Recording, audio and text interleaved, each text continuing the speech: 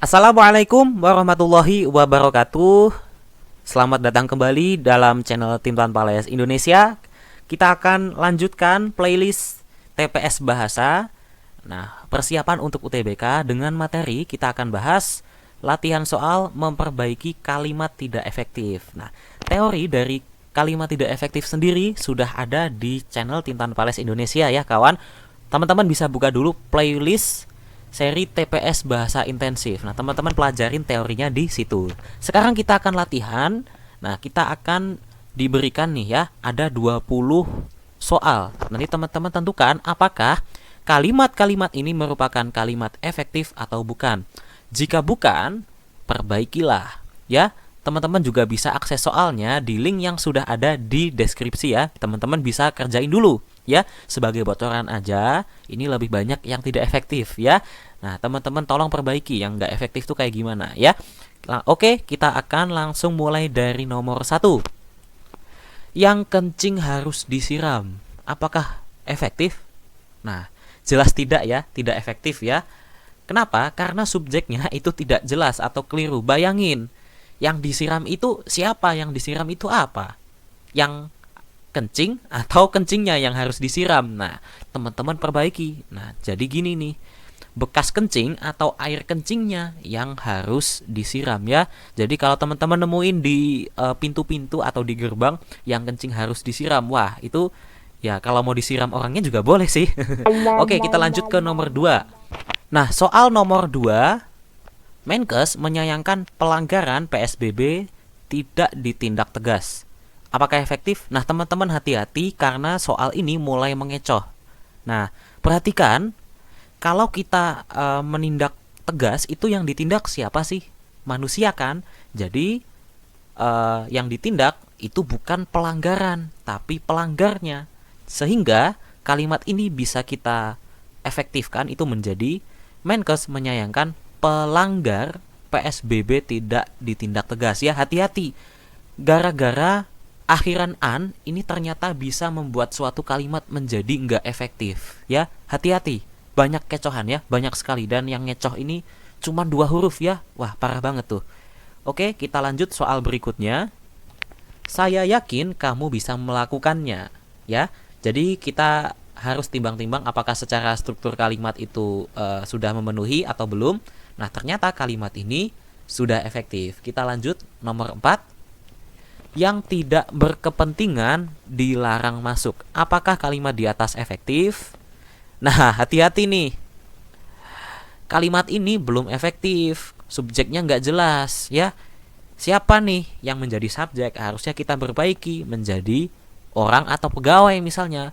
Orang atau pegawai yang tidak berkepentingan ya. Ini misalnya kalau ada di kantor ini dilarang masuk ya.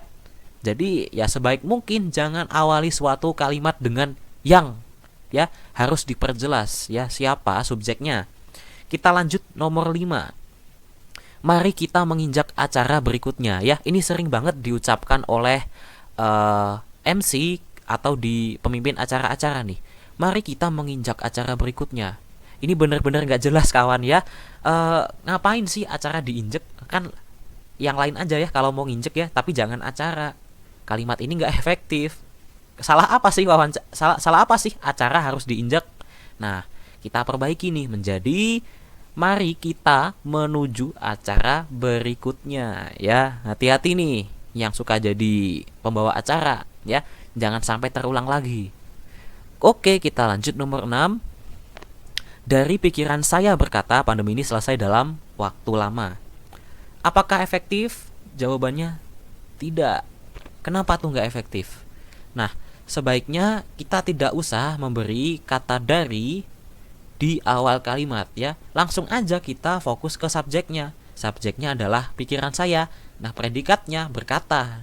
Sehingga perbaikannya adalah pikiran saya berkata nih. Jadi saya mikir, nah hasil pikiran saya ekspresikan. Pikiran saya berkata, pandemi ini selesai dalam waktu lama, ya.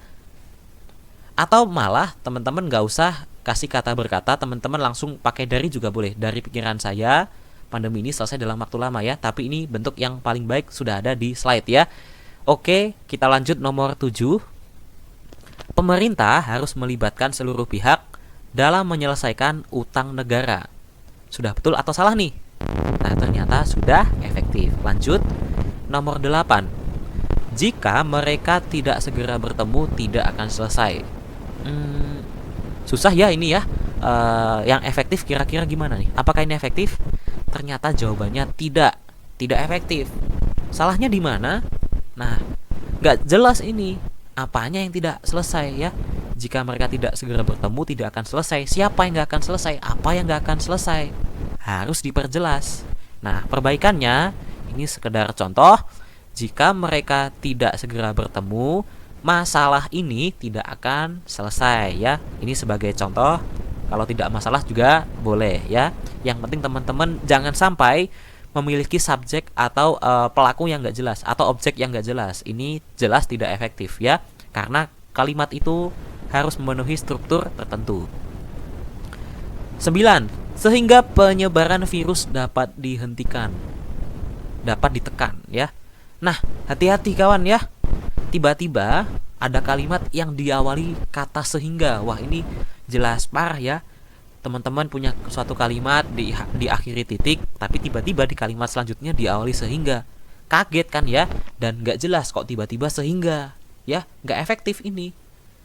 Jadi harus dikasih suatu pengantar dulu nih, atau suatu awalan nih. Misalnya gimana? Nah, misalkan gini, protokol kesehatan sudah dilakukan sehingga penyebaran virus dapat ditekan ya. Sehingga itu suatu kata hubung yang menyebab suatu bentuk sebab akibat. Jadi kalau ternyata nih protokol kesehatan sudah dilakukan, hasilnya apa sih? Nah, hasilnya adalah yang ada di belakang kata sehingga, penyebaran virusnya sudah dapat ditekan. Gitu ya kawan ya. Kita lanjut nomor 10. Para pejabat-pejabat saling bertengkar saat rapat. Nah, kalau teman-teman nggak tahu ini nggak efektifnya di mana, wah kacau ya. Jelas kesalahan tuh ada di kata benda atau subjeknya. Semestinya para pejabat atau pejabat-pejabat ya, jangan digabung. Para pejabat saling bertengkar saat rapat ya. Gini aja cukup ya. Lanjut ke nomor 11. Kebijakan yang berubah-ubah sering menyulitkan rakyat. Apakah sudah efektif? Ternyata sudah. Ya, kita lanjut nomor 12. Nah, ini nggak jelas juga ini. Tiba-tiba kita nggak ngapa-ngapain, tiba-tiba kita baca kalimat baru nih. Cuma 2 kata, sangat disayangkan. Jelas nggak efektif kayak gini. Ya, karena kalimat tuh harus ada strukturnya. Nah, kalau kayak gini strukturnya apa? Kita harus tambahkan suatu pengantar dulu nih. Misalnya, kejadian ini sangat disayangkan ya. Apanya yang disayangkan? Harus ada. Yang disayangkan adalah kejadian ya. Ada lagi yang bisa disayang? Boleh. Kamu misalnya. Nah, yang 13. Nah, negara ini sedang mengejar ketertinggalan di bidang kesehatan. Kalimat ini seolah-olah efektif ya. Kalimat ini begitu rapi, begitu seperti sudah efektif, padahal belum. Ini nggak efektif ini, nggak efektifnya di mana? Nah, teman-teman tolong perhatikan dengan baik. Seharusnya kita itu mengejar kemajuan ya. Orang tertinggal kok dikejar sih? Kamu lari nih, kamu menang. Di belakang teman-teman ada orang yang ketinggalan. Nah, masa kita mengejar orang yang ketinggalan? Kita mengejar orang yang lebih di depan lagi kan ya. Yang kita kejar adalah kemajuan, bukan ketertinggalan. Ya, jadi harus kita ubah. Negara ini sedang mengejar kemajuan di bidang kesehatan. Hati-hati, yang dikejar adalah kemajuan. Jadi jangan sampai ada kalimat nih yang mengandung mengejar ketertinggalan. Wah, ini salah ya. 14. Pada zaman dahulu kala. Wah, ini kayak kisah aja ya, kayak acara TV aja ya. Nah, ini nggak efektif ya. Mubazir keterangan waktu. Harusnya cukup pada zaman dahulu atau zaman dahulu kala, atau malah lebih baik lagi dahulu kala ya. Jangan semuanya dipakai. Wah, hancur kalau semuanya dipakai. Buang-buang tenaga ya. Oke, nomor 15 sekarang. Gunung Everest terbentuk akibat pertemuan 2 lempeng benua yang saling bergerak naik ke atas. Kalau teman-teman merasa ini nggak efektif karena kepanjangan, ya kok nggak juga sebenarnya. Ada yang lebih tepat. Apa tuh? Nah, yang namanya naik itu pasti ke atas kan, nggak ada naik yang ke bawah. Jadi ini kita hilangkan yang naik atau yang ke atas ya. Kita perbaiki menjadi Gunung Everest terbentuk akibat pertemuan dua lempeng benua yang saling bergerak ke atas atau yang saling bergerak naik ya.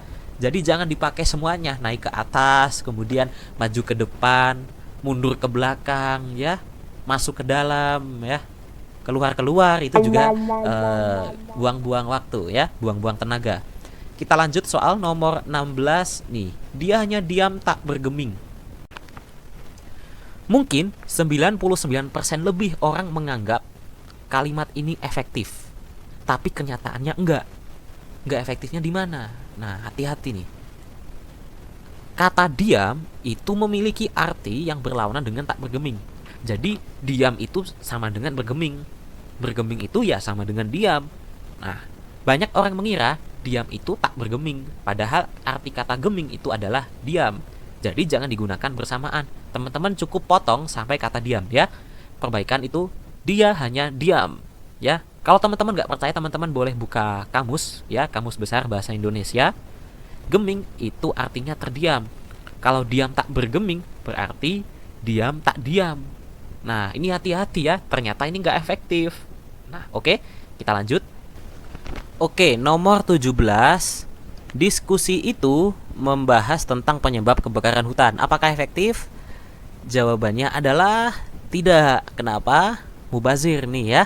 Nah, semestinya kita bisa singkatkan menjadi diskusi itu membahas penyebab kebakaran hutan. Langsung aja, nggak usah pakai kata tentang ya. Karena kalau kita membahas itu pasti tentang apa. Nah, kita nggak usah pakai kata tentang ya. Nomor 18. Kebakaran hutan di Sumatera disebabkan akibat kekeringan berkepanjangan. Wah, mungkin ini sudah sesuai prediksi teman-teman ya. Ini nggak efektif. Kenapa bertele-tele? Nah, teman-teman bisa lihat nih, disebabkan akibat. Wah, ini kok dipakai semua ini ya. Teman-teman bisa buang salah satunya menjadi kebakaran hutan di Sumatera disebabkan kekeringan berkepanjangan ya. Lebih tepat kita menghapus kata akibat. Oke? Nomor 19. Wah, ini rasanya efektif, padahal tidak. Kenapa nggak efektif?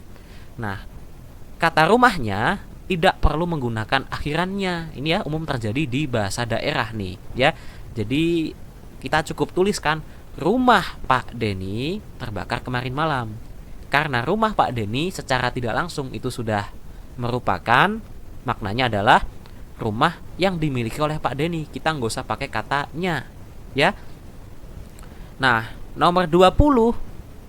Tugas tadi pagi sudah diserahkan oleh saya. Apakah efektif? Jawabannya tidak.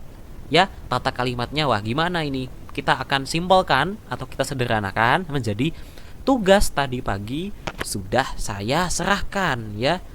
Hindari ini kalau di bahasa Inggris ya. Ini mungkin yang dinamakan kalimat pasif, tapi sebisa mungkin kita atur menjadi lebih singkat ya. Tugas tadi pagi sudah saya serahkan. Oke, mungkin cukup sekian pembahasan dari admin. Nantikan video-video lainnya hanya di channel Tim Tanpa Alias Indonesia. Terima kasih. Wassalamualaikum warahmatullahi wabarakatuh. See you next time.